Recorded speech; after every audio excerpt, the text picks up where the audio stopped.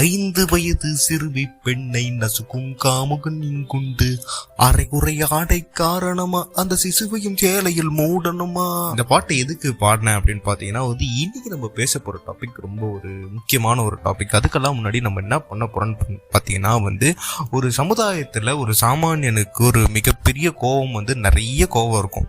But அந்த கோபத்தை நம்ம வெளிக்காட்ட முடியாம நிறைய இடத்துல நிறைய நேரத்துல நம்ம மனசுக்குள்ளேயே பொத்தி வச்சு வச்சு வச்சு வச்சு வச்சிருப்போம். அந்த கோபத்தை எங்கேயாவது வெளியே கொண்டு வரணும்னு ஆசைப்படுவோம்ல, அந்த மாதிரி ஒரு சில விஷயங்களை நம்ம டிஸ்கஸ் பண்ண போறோம். ஸோ ஒரு சாமானியனின் கோபம் அப்படின்ற சீரீஸ் மாதிரி இந்த சீரீஸை கொண்டு போறோம்.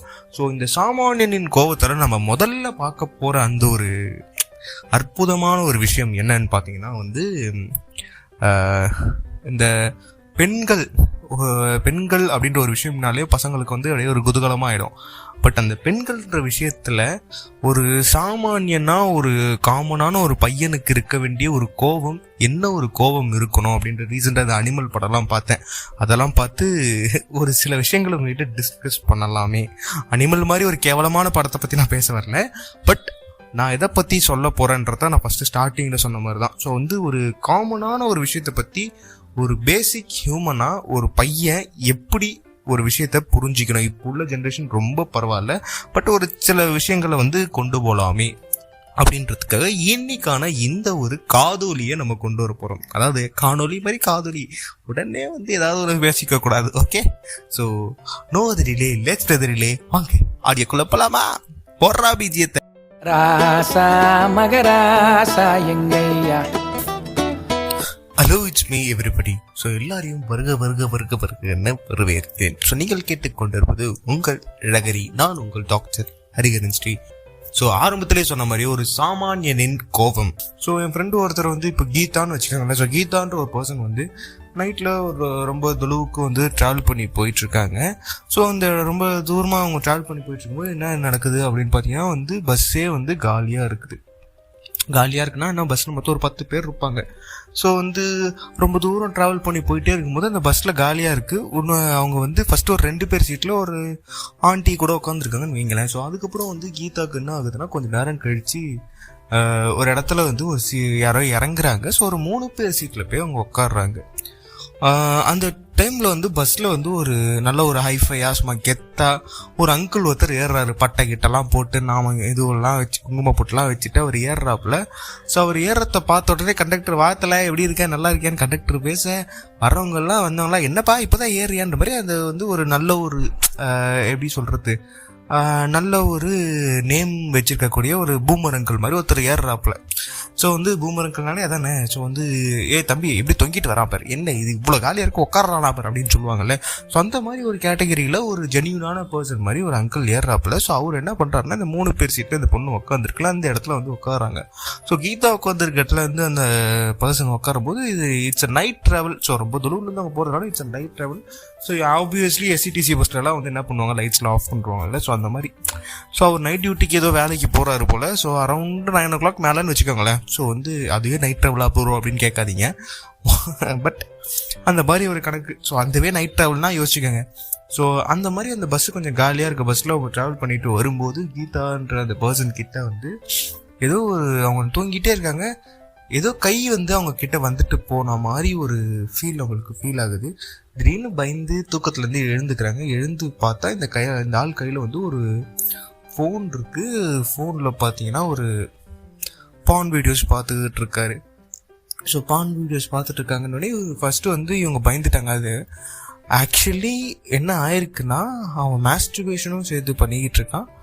அவன் கீதாவை கூப்பிட்டு அவன் வீடியோ பார்த்து மாஸ்டர்பேட் பண்றத காட்டுறதுக்காக அவன் கை வச்சு சீண்டி இருக்கான்.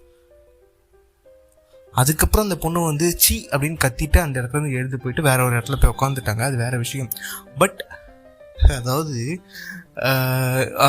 அவங்க நினைச்சிருந்தா அந்த இடத்துல ஒரு சீன் கிரியேட் பண்ணியிருக்கலாம். பட் அங்கே ஒரு சீன் கிரியேட் பண்ணியிருந்தாலும் அந்த ஆள் அசிங்கப்பட்டிருந்தாலும் அவங்களோட கீதாவோட மனநிலையில் என்ன, இது பண்ணா நமக்கு தான் அசிங்கம் அப்படின்ற மாதிரி நினச்சிக்கிட்டு நிறைய பெண்கள் இதை விட்டுட்டு வந்துடுறாங்க. ஓகேவா? ஸோ அதே மாதிரி அவ்வளோ செல்வாக்கு இருக்க மாதிரி அவ்வளோ ஜென்யூனா எல்லாரும் வரவங்க எல்லாரும் அவர் நினைக்கிற ஒரு பர்சன், ஒரு பூமர் அங்கிள் இந்த மாதிரி நடந்துக்கும் போது எனக்கு என்ன தோணுச்சுன்னா, ஒரு ஜென்ரேஷனா நீங்க வளர்ந்துருக்கீங்க, ஒரு இது வந்திருக்கீங்க, உங்க வீட்லயே வந்து பசங்க எல்லாருமே இருந்திருப்பாங்க, உங்களுக்கும் வந்து குழந்தை குட்டிலாம் இருந்திருக்கும். உங்க பொண்ணுகிட்ட இந்த மாதிரி ஒருத்தன் பண்ணி காட்டினா நீங்க என்ன பண்ணுவீங்க அப்படின்றது எனக்கு புரியல. ஒருவேளை அவரே வெக்கமில்லாம பண்ணுவாரான்னு தெரியல. ஸோ வந்து இதெல்லாம் கேட்கும்போது வந்து என்னங்க இப்படி இல்லாமங்க நடக்கும் அப்படின்ற மாதிரி ஒரு இது போயிட்டு இருந்தது. அதே மாதிரி ஒருத்தவங்க சொன்னாங்க, நான் இந்த மாதிரி காலையில் டெய்லி 8 மணிக்கு வந்து வேலைக்கு போவேன். இது வந்து நம்ம யாரை வச்சுக்கலாம், ராதான்னு வச்சுப்போம். ராதான்ற ஒரு பர்சன் கிட்ட பேசினப்போ நான் இந்த மாதிரி காலையில் வந்து ஒரு 8 o'clock எழுந்து வேலைக்கு போவேன். ஸோ அந்த மாதிரி வேலைக்கு போகும்போது என்ன நடக்கும்னு பார்த்தீங்கன்னா வந்து வேற வழியே இல்லாமல் அந்த ஒரு கூட்டமாக இருக்க பஸ்ஸில் தான் நாங்கள் போய் ஆகணும். அந்த பஸ்ஸை விட்டால் வேற பஸ்ஸு கிடையாது. ஸோ அதனால அந்த பஸ்ஸில் ஏறி உள்ளே உட்காந்துட்ட உடனே எப்படியோ சீண்டல் வரும். எனக்கு வந்து ரொம்ப மோசமான சீண்டல்கள்லாம் வரும். என்னால் அது வந்து நான் எவ்வளோ தடவை திட்டியிருக்கேன், இது பண்ணியிருக்கேன், கையில் பின் எடுத்து கையெல்லாம் குத்திலாம் விட்டுருக்கேன். பட் வந்து ஒரு தடவை கூட திருந்த மாட்டுறாங்க, ரொம்ப மோசமாக நடந்துக்கிறாங்க அப்படின்ற மாதிரி ஒரு தவறான வந்து செயல்கள் செய்கிறாங்க அப்படின்ற மாதிரி வந்து ஒரு வாக்கியத்தை வந்து ராதா முன்வைக்கிறாங்க. ஸோ ராதா அந்த மாதிரி சொல்லும்போது நமக்கும் வந்து என்னடா இது இவ்வளோ கேவலமாலாமடா நடந்துப்பாங்க, நமக்கு பஸ்ஸில் சீட்டு கிடைச்சா போதும், உக்காந்தா போதும், நம்ம ஓடிக்கிட்டு இருக்கோம், இப்படிலாமாடா நடந்துக்கிறாங்க அப்படின்னு பார்க்கும்போது இதெல்லாம் யாரெல்லாம் நடந்துக்கிறாங்க அப்படின்னு பார்த்தீங்கன்னா ஒரு 40 years மேலே இருக்கக்கூடிய சில இளம் வாலிபர்கள் அப்படின்ற மாதிரி சொல்லலாம். அவங்க மனசுல அப்படித்தானே தோணும். ஸோ அந்த மாதிரி சில ஜென்ரேஷன் சில இது தற்கொலைங்க வந்து இந்த மாதிரி பண்ணிக்கிட்டு இருக்காங்க அப்படின்ற மாதிரி கேள்விப்பட்டு ரொம்ப ஒரு கோபம் வந்தது. என்ன இது இவ்வளோ கேவலமான ஒரு பிறவியா இருக்காங்களே இவங்க அப்படின்ற மாதிரி தோணுச்சு. ஸோ அதுக்கப்புறம் வந்து சரி இதுதான் ஓகே, பாலியல் சீண்டல்கள் இதெல்லாம் நம்ம ஆக்சுவலி வந்து யூஸ்வலாக கேட்குற ஒரு விஷயம், இது வந்து ரொம்ப தவறான விஷயம், பட் இது வந்து யூஸ்வலாக கேட்குற விஷயம் தானே அப்படின்ற மாதிரி யோசிக்கும் போது ஒரு வேலையில் ஒருத்தவங்களுக்கு ப்ரமோஷன் கிடைக்கிதுன்னு வைங்க, ஒரு லேடிஸ்க்கு. ஸோ அந்த இடத்துல கூட வந்து இவ எப்படி ப்ரமோஷன் ஆகியிருப்பா தெரியுமா, இவ அப்படி பண்ணி தான் ப்ரமோஷன் ஆகியிருப்பா, இவ இப்படி பண்ணி தான் ப்ரமோஷன் ஆகியிருப்பா அப்படின்ற ஒரு கேவலமான ஒரு பேச்சும் வந்து ஒரு சைடு வரும்போது, இந்த பாலியல் சீண்டலெல்லாம் விட வந்து இந்த வார்த்தைகள் வந்து அவங்க மனசு அளவில் வந்து ரொம்ப பெரிய தாக்கத்தை கொடுக்குது. ஏன் எங்களுக்கெல்லாம் வந்து திறமை இருக்காதா, எங்களெல்லாம் உட்காந்து மேலே வர முடியாதா, நாங்கள் எவ்வளோ இதுவாக இருக்கோம், என்ன எங்களை பார்த்து இப்படி சொல்கிறாங்க இவங்க அப்படின்ற மாதிரியும் ஒரு சில பேரோட கருத்துக்களை முன்வைக்கிறாங்க. ஸோ இதே மாதிரி ஒரு இது பண்ணும்போது எனக்கு வந்து ரீசெண்ட் டைம்ஸில் ஒரு பேஷண்ட் ஒருத்தவங்க இருந்தாங்க. அவங்க ஹஸ்பண்ட் வந்து ரீசெண்டாக வந்து ஒரு கோர விபத்தில் இறந்துறாரு. ஹஸ்பண்டும் அவரோட முதல் பொண்ணு இறந்துட்டாங்க. ஸோ ஃபேமிலியோட மொத்த சுச்சுவேஷனும் அவங்க தான் ஹேண்டில் பண்ணுற மாதிரி வருது.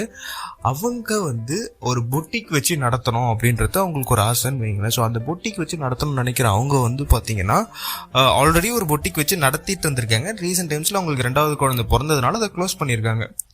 ஸோ அவங்க ஃபீல்டு வந்து பொட்டிக்கில் வந்து அவங்க இறங்கி சூப்பராக செய்வாங்க. பட் வந்து ஃபேஷன் டிசைனிங் அப்படின்ற ஒரு விஷயம் வந்து அவங்களுக்கு ரொம்ப பிடிச்ச ஒரு விஷயம். அதில் அவங்க கைவசம் நிறைய கஸ்டமர்ஸ் இருக்காங்கன்னு வைங்க. பட் இந்த ஃபேமிலியில் வந்து நீ துணிக்கடை வச்சு நடத்த போறியா, உன் புருஷனோட இதுவை பாரு அப்படின்னு சொல்லி புருஷனோட ஐடி வேலையை வந்து அவங்களுக்கு வாங்கி கொடுத்து அந்த ஐடிக்குள்ளே அவங்க என்னன்னே தெரியாமல் உள்ள நுழைஞ்சு ஐடி தெரியாமலே உள்ளே வந்து ஒர்க் ஃப்ரம் ஹோம் பண்ணிக்கிட்டு அப்புறம் வாரத்தில் 2 நாள் ஆஃபீஸ் போயிட்டுன்றது ஒரே இதுவில் உங்களுக்கு ஹஸ்பண்டும் போச்சு, அதோட பேஷனும் போச்சு. எல்லாத்தையும் விட்டுட்டு எதுக்கு ஓடுறோன்னே தெரியாமல் ஒரு ரெஸ்பான்சிபிலிட்டிக்காக வந்து ஒரு பெண் வந்து ஓடிக்கிட்டு இருக்காங்க. ஸோ அடுத்து அதுக்கு ஒரு குழந்தை இருக்காங்க. இவங்களோட மாமனார் மாமியார் அவங்க தான் பார்த்துக்கணும். நான் கேட்டேன், மேம் உங்களோட பேஷன் ஏன் மேம் விட்டீங்க, அதை நோக்கியே ஓடி நீங்கள் சாதிக்கலாமேன் போது, சார் இது வந்து ஒரு ஸ்டாண்டர்ட் இன்கமாக இருக்கும் சார், என் பேஷன் நோக்கி போனால் என்னால் ஸ்டாண்டர்ட் இன்கம் எடுக்க முடியாது சார் அப்படின்ற மாதிரி அவங்க சொல்லும்போது எனக்கு என்ன இது பண்ணுறது தெரியல. எனக்கு ஒரு விஷயம் நல்லா வரும், அந்த விஷயத்தில் நான் சூப்பராக இருக்கேன், அந்த விஷயம் எனக்கு பிடிக்கும், ரொம்ப பிடிக்கும், ஆனால் அந்த விஷயத்தை என்ன பண்ணக்கூடாதுன்னு சொல்கிறாங்க அப்படின்னும் போதே நமக்கு செம்ம கோவம் வரும் இல்லையா. இதே சுச்சுவேஷனில் ஒரு மேல் இருந்து அந்த மேலுக்கு இப்படி ஒரு சம்பவம் நடந்து நீ வந்து இது ஐடிக்கெல்லாம் போகக்கூடாது, நீ பொட்டிக் தான் வச்சு நடத்தணும் அப்படின்னு சொன்னால் அந்த ஒரு மேல் வந்து அதை பண்ணுவாரா அப்படின்ற ஒரு சுச்சுவேஷன் தான். ஸோ இதெல்லாம் வந்து எனக்கு இந்த சமுதாயத்தில் இந்த உரிமைன்னு அந்த ஃபேக் ஃபெமினிஸ்ட் சில பேர் சுத்திட்டு இருக்காங்கல்ல. நாங்க வந்து ஆம்பளை சட்டை போட்டா நாங்களும் சட்டை போடுவோம், நாங்க டிஷர்ட் போட்டா நாங்களும் டிஷர்ட் போடுவோம், நாங்க பனியன் போட்டா நாங்களும் பனியன் போடுவோம் சுத்துறாங்கல்ல அந்த ஃபேக் ஃபெமினிஸ்ட். அவங்க கிட்ட கேட்கறது என்னன்னா, நீ அதுக்கெல்லாம் போராடுறதுக்கு இதுக்கு போராட, இதை வெளியே கொண்டு வாயேன், இதுக்கு வெளியே கொண்டு வரதுக்கான வழியை நீங்க கொண்டு வாங்கலேன். இதுக்கு வெளியே கொண்டு வரதுக்கான வழி என்ன தெரியுமா? நம்மள மாதிரி யங் ஜென்ரேஷன் தான். நீ அடுத்து கொண்டு போற ஜென்ரேஷன்ல இதை நீ வந்து அடித்தளத்துல இருந்தே மாத்தணும்.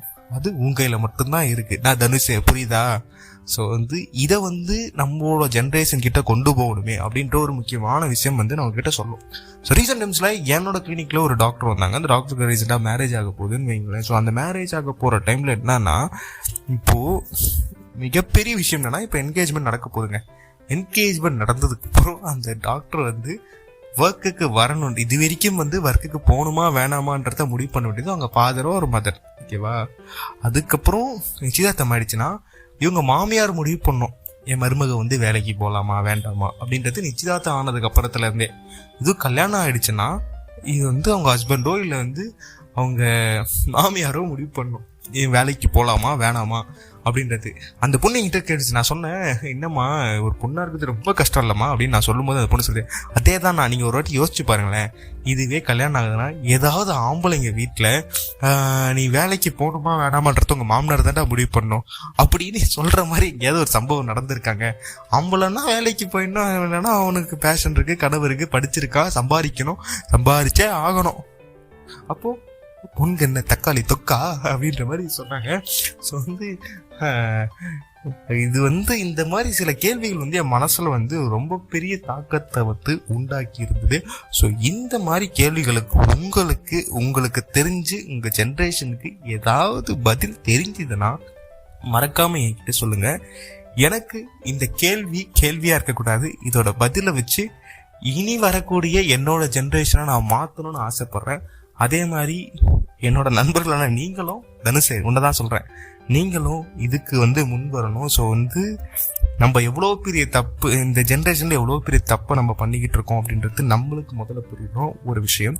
அடுத்தடுத்து நான் முக்கியமாக ஒரு விஷயம் என்ன சொல்லணும் அப்படின்னு பார்த்தீங்கன்னா, சப்போஸ் நீங்க இருக்க பஸ்ஸில் ஒரு இடத்துல எவனாவது ஒருத்தர் இப்படி நடந்துக்கிறான்றத ஒரு பையனா நீங்க கண் கூட பார்த்தா, என்னடா பிரச்சனை உனக்குன்னு ஒரு குரல் நீங்க கொடுங்க. கூட சேர்ந்து தப்பு பண்ற 10 பேரும் வாய் கொடுப்பான். அப்படி எவனாவது கேட்க ஆரம்பிச்சு ஒருத்தனை அசிங்கப்பட்ட ஆரம்பிச்சா போதும், இந்த மாதிரி சின்ன சின்ன சீண்டல்கள் இதுவெல்லாம் வேரோட வெட்டி எரிஞ்சிடலாம். சரியா? ஒரு பையனா இருந்துக்கிட்டு பொத்திக்கின்னு உட்காந்துன்னா அவன் என்ன பண்ண போறான் இவன் என்ன பண்ண போறான்னு பயந்துன்னே இருந்தா கட்சி வரைக்கும் நீங்க வந்து பயத்துல மட்டும்தான் இருக்கணுமே தவிர இந்த மாதிரி சம்பவங்கள் நிறைய நடந்துகிட்டே தான் போகும். எனக்கு தெரிஞ்சு ஒருத்தவங்க இருக்காங்க, ஃபார் எக்ஸாம்பிள் சீதான்னு ஒரு லேடி. அவங்க வந்து பஸ் டிராவல் பண்ணும்போது பண்ணிட்டு வீட்டுக்கு போயிட்டு அவங்க அம்மா வந்து திரும்ப சொல்லியிருக்காங்க. பேக்ல பாத்தீங்கன்னா பேக் ஃபுல்லா வந்து ஸ்பெர்மோட ட்ரேஸ் மார்க் இருந்திருக்கு. அப்புறம் அவங்க அம்மா வந்து வீட்டுக்கு போயிட்டு அந்த பொண்ணு குளிக்க சொல்லி இதெல்லாம் பண்ண சொல்லியிருக்காங்க. இந்த அளவுக்கு ஜனங்க வந்து ரொம்ப கேவலமா மோசமா நடந்துக்கிறாங்க. இப்படி ஒரு சம்பவம் நீங்க பார்த்தீங்கன்னா அந்த இடத்துல நீங்க என்ன பண்ணுவீங்க அப்படின்னு சொல்லுங்க. 2 தடவை நான் பார்த்துருக்கேன். அந்த பொண்ணு என்னையா பண்றேன்ற 2 தடவை கேட்டிருக்கேன். நான் கொடுக்குற குரலை வச்சு 2 பேர் என் கூட சேர்ந்து ஒரு 10 பேர் கேட்க ஆரம்பிச்சாங்க. கண்டக்டர் கோவப்பட்டு அந்த பர்சனை வந்து பஸ்ல இருந்து கீழே இறக்கி விட்டுட்டாங்க. பட் இந்த மாதிரி நடக்கிற ஊர் சம்பவமும் அந்த பொண்ணுக்குள்ள மிகப்பெரிய ஒரு ட்ரோமாவை உண்டாக்கிடுது, மிகப்பெரிய ஒரு பயத்தை உண்டாக்கிடுது. வெளியே போனாலே இந்த பிரச்சனை இருக்கும் அப்படின்ற மாதிரி ஒரு தாக்கத்தை கொண்டு வந்துருது. ஸோ அதனால ஒரு கூட்டமா இருக்க பஸ்ல ஏறத்துக்கே அவ்வளோ பயப்படுறாங்க. ஆஸ் அ மேல் you should protect your animal. படம் பாத்தியா இல்லையா? ஆல்ஃபா மேலா வாழுங்கடா. ஸோ மற்றும் ஒரு சுவாரஸ்யமான ஆடியோல உங்க காதுகளை கிழிக்கிறதுக்கு நான் போட்டி வந்துகிட்டு இருக்கேன். நீங்கள் கேட்டுக்கொண்டிருப்பது ரகரி. நான் உங்கள் டாக்டர் ஹரிஹரன் ஸ்ரீ. கனவை தூக்கினுவா, கண்ணுல வெறிய ஊத்தினுவா, பல ஒதுக்கி விட்டவெல்லாம் இப்பல வணக்கம் வைக்கணும், வருஷ நிக்கணும். இருட்டு